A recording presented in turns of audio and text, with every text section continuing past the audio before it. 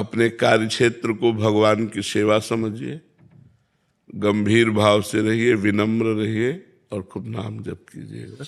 जीवन को उन्नतिशील बनाना है। जब तक भगवान न मिल जाए तब तक हमारी यात्रा रुकनी नहीं है।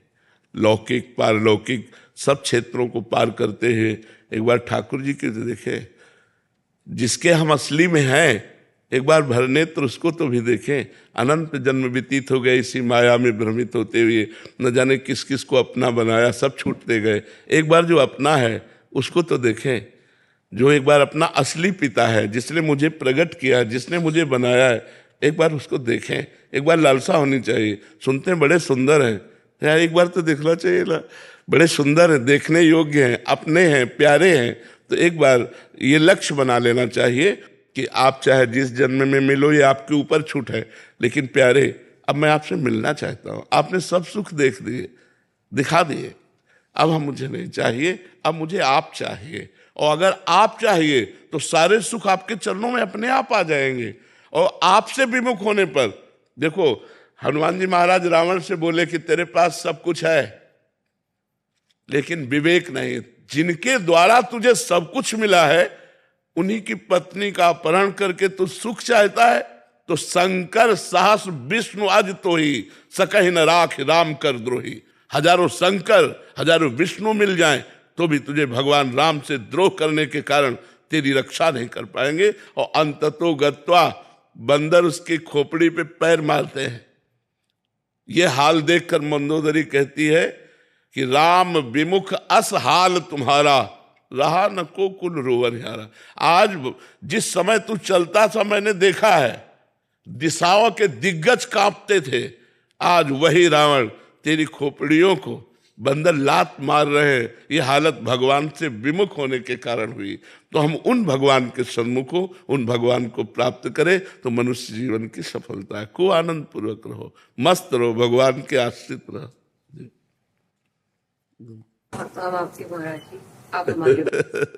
हम सब श्री जी के हैं। हम एक छत्र के नीचे हैं, जिसका है नीला छत्र है ना, नीला छत्र है ना आकाश, हम सब उसी के बच्चे हैं, हम उसी के हैं। हाँ, आगे का मार्ग आप नहीं जानते तो हम आपका हाथ पकड़ लिए, हमारा कोई हाथ पकड़े है, उसका कोई हाथ पकड़े है और उसका वो हाथ पकड़े है। ऐसे हम क्रम से जा रहे हैं।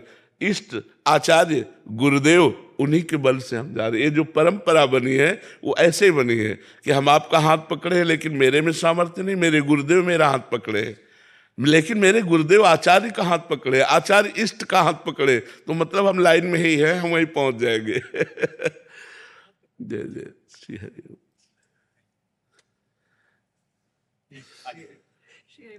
श्री हरि, खूब जाओ, मस्त रहो। अलका श्रीवास्तव जी। राधे राधे महाराज जी। महाराज जी, योग क्षेम मतलब जीवन यापन से जुड़े खर्च की चिंता बनी रहती है, इससे ऊपर उठने के लिए महाराज जी क्या करें? आप बताइए, आप दुख प्राप्ति की चाह करते हैं क्या? कोई स्वयं प्राप्त होता है ना, ऐसे सुख प्राप्त हो जाएगा जो आपके भाग्य में लिखा है। सुख और दुख के लिए आपको प्रयास नहीं करना, आपको प्रयास करना है सुख और दुख से परे परमानंद की प्राप्ति के लिए, भगवान की प्राप्ति के लिए। यदि आप भगवान की प्राप्ति के लिए प्रयास करते हैं तो आपको योग क्षेम की चिंता नहीं करनी पड़ेगी, क्योंकि स्वयं ठाकुर जी कह रहे हैं अनन्यश्चिन्तयन्तो माम ये जनाः पर्युपासते तेषां नित्याभियुक्ता नाम योगक्षेमं वहाम्यहम्। जो मेरा अनन्य चिंतन करता है उसके योग और क्षेम का वाहन मैं स्वयं करता हूं। योग का तात्पर्य होता है प्राप्त जो है और अभी जो नहीं प्राप्त है, नहीं प्राप्ति की प्राप्ति कराने का नाम योग है, और जो प्राप्त है उसकी रक्षा करने का नाम क्षेम है। जो नहीं प्राप्त है वो स्वयं ठाकुर जी प्राप्त कराएंगे, और जो प्राप्त है उसकी रक्षा स्वयं ठाकुर जी करेंगे। वो देख रहा है योगक्षेमं वहाम्यहम्, वो ऐसे थोड़ी बोल रहा है, वो सच्चिदानंद है, वो सत्य नारायण है, वो जो बोलता है वो करता है। उन्होंने कहा योगक्षेमं वहाम्यहम्, मेरा सिर्फ कार्य है उसका आश्रय लेकर चिंतन करना और उसका कार्य है व्यवस्था करना। हम जब उसकी शरण में हैं तो उसकी व्यवस्था अपने आप होगी। आप चाहे गृहस्थ हो चाहे विरक्त हो, सबकी वो व्यवस्था करता है। हम आपको कैसे बताएं, वो इतना आगे से आगे देता रहता है। आपको क्यों नहीं मिलता? क्योंकि आप अहंकार से अपना पोषण कर रहे हैं, भगवान से नहीं। मैंने ये किया, मैं ये करूंगा। अहंकार विमूढ़ात्मा करता हम मन्यते, तो उतना ही मिलेगा जितना आप कर रहे हो। अगर ऐसे हो गए, एक होता है गोदनामा और एक होता है निजी कमाई। जो भक्त होता है वो गोदनामे में होता है। हमारा विश्वास, हमारा आत्मनिर्भर भाव, हमारी आत्मा भगवान है, उन पर निर्भर भाव, तो कहते योगक्षेमम वहाम्यहम्। हम एक गृहस्थ की बात बताते, हम रोटी मांगने जाया करते थे, तो उनको देखते तो पूजा में ही लगे रहते। बिहारी जी के तीनों काल के दर्शन, यमुना स्नान, वृंदावन की प्रदक्षिणा और नाम जब भक्ति में रत रहते। उनकी बेटी सयानी हुई, कोई अर्थ की व्यवस्था नहीं कि आपकी बेटी सयानी हो रही है और ब्याह करना है और आप रात दिन पूजा में ही केवल लगे रहते। आपकी आय कोई है नहीं। जो रेलवे में तो उससे जो उनको मिलता था पेंशन, उसी से उनका चलता था। वो बिल्कुल बिल्कुल विरक्त संत जैसे गृहस्थी में। तो उनका बाबा, हम बिहारी जी की वो बात देखते हैं जो उन्होंने कहा योगक्षेमम वहाम्यहम्। मैं पूर्ण भरोसे पे हूं, जिस तारीख को जिस समय होना होगा वैसा होगा। एक परमहंस जी थे, अभी उनका शरीर पूरा हुआ, बड़े ब्रज के गुप्त परमहंस थे, उनको कोई जानता नहीं था। वो एक इंजीनियर को गुड़गांव से लेकर के आए बिहारी जी के दर्शन कराने। तो वो उनके यहाँ पहुंचे, पहुंच कर कहा कि तुम्हारी बेटी ब्याह लायक है यार, ब्याह नहीं करोगे? तो उनका कोई संयोग बैठेगा तो देखेगा हम तो बिहारी जी के ऊपर है। तो कहा ये इंजीनियर है, ठीक रहेगा? इंजीनियर से कहा लड़की ठीक रहेगी? उन्होंने कहा जी 5 मिनट हम बात करने। बोले बात कर लो, ब्याह हो गया। कैसे बिहारी जी करते, कैसे व्यवस्था करते? योगक्षेमम वहाम्यहम्। ये कोई भगवान ने मजाक नहीं की, गीता जी में स्वयं भगवत वाणी, पर हम ऐसे नहीं हो पाते। हम कहते हैं ऐसे रहो, तुम बचाने की कोशिश मत करना, तलवार आएगी और तुम्हारे गले में हार बन जाएगी, वो तुम्हारे गले को छू भी नहीं सकती यदि भगवत आश्रित हो। 5 वर्ष का बालक प्रहलाद है, त्रिभुवनपति हिरण्यकश्यप है, आग में जलाता है, जहर पिलाता है, हर कोशिश मारने की करता है, लेकिन 5 वर्ष के बालक का बाल भी बांका नहीं कर सका। और भगवान ने नरसिंह रूप धारण करके फाड़ के फेंक दिया उस वरदानी, विशेष विशेष वरदान प्राप्त किए हुए हिरण्यकश्यप को भगवान ने फाड़ के फेंक दिया। और 5 वर्ष के बालक का वो त्रिभुवनपति होने पर भी बाल बांका नहीं कर पाया। ऐसे भगवान हमारे हैं, भगवान की अनंत सामर्थ्य है। हम भगवान के आश्रित नहीं हो पाते, इसलिए हमें बात नहीं। अरे योगक्षेमम वाम्यम, ऐसा मत सोचो कि केवल बाबा जी का ही योगक्षेमम वाम्यम। भगवान अपने भक्त का योगक्षेमम। अर्जुन बाबा जी हैं क्या? अर्जुन के रथ की बागडोर पकड़े हुए अखिल ब्रह्मांडों का नायक वहां बैठा जहां अर्जुन की जूतियां है। रथी जब खड़ा होता है तो उसकी पादुका जहां होती वहां सारथी का निवास। कौन है? ध्येयम सदा परिभवग्नम अभीष्ट दोहम तीर्थास्पदम शिव विरंच नुतम शरण्यम भृत्यार्तिहम प्रणत पाल भवाब्धिपूतम वंदे महापुरुष ते चरणारविंदम। जो भगवान शंकर ब्रह्मा आदि हैं, जिनके चरण रज की वंदना करते हैं, वो भगवान श्री कृष्ण है। और बैठे कहाँ है? सारथी बने बैठे हैं।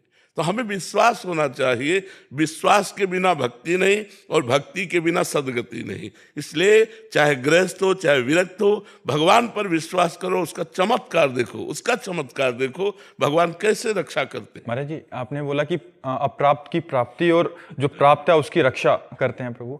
महाराज जी, यहाँ जब मनोकामना वाली बात आती है कि हमने भगवान से मांगा फिर दिया नहीं, क्यों दे? भगवान तुम्हारे नौकर है।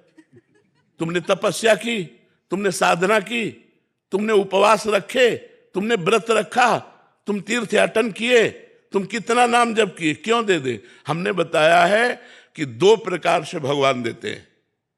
एक तो होता है अपनापन, जैसे ये हम दुनिया जो है हमारे भगवान की एक दुकान है, मेरे मालिक की दुकान में है सबका जीवन खाता। अब इस दुकान पर जब हम जाते हैं और हम कहें जरा सोने का हार दिखाइए, लीजिए, पैसा आपको देना पड़ेगा।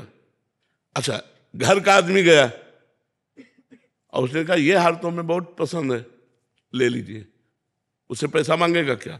तो या तो भगवान के बनो, तो आप मेरा स्वामी है, मैं उनका दास हूं, वो मेरा पिता है, मैं उनका पुत्र हूं, जिधर चाहूं, जो चाहूं, जब चाहूं, जहां चाहूं वहां उपस्थित करवा दूं, क्योंकि वो अखिल सामर्थ्यशाली है। या तो घर के बनो, उनके दास, उनके निज जन बनो, उनके सखा बनो, उनको प्रीतम मानो, और या फिर तपस्या करो।